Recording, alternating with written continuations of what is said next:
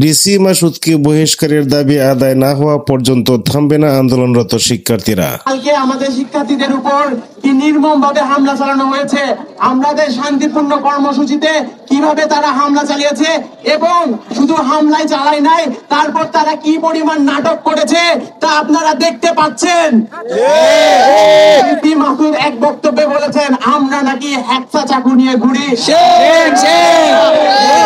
তাকে তার বক্তব্যের প্রমাণ অনতি বিলম্বে দিতে হবে।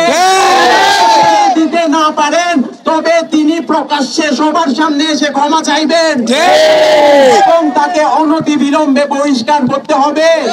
আমাদের যে 3 দফা দাবি ছিল সেটা নিয়ে আমরা প্রথমে বলবো। আমাদের প্রথম যে দাবি ছিল সেটি হলো সরকারি চাকরির ক্ষেত্রে নবম গ্রেড অর্থাৎ অ্যাসিস্ট্যান্ট ইঞ্জিনিয়ার পদ বা সমমানের পদে যদি চাকরিতে ঢুকতে হয় তাহলে তা হতে হবে সরাসরি নিয়োগ পরীক্ষার মাধ্যমে। সেখানে কোন রকম প্রমোশনাল কোটা থাকতে পারবে না।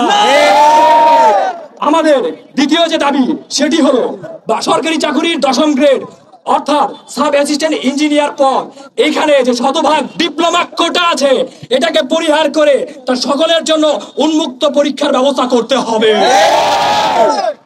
সেখানে বিএসসি ইঞ্জিনিয়ার এবং ডিপ্লোমা হোল্ডার দুজনই পরীক্ষা দেবে, মেধার ভিত্তিতে যারা টিকবে তারা সেখানে চাকরি করবে।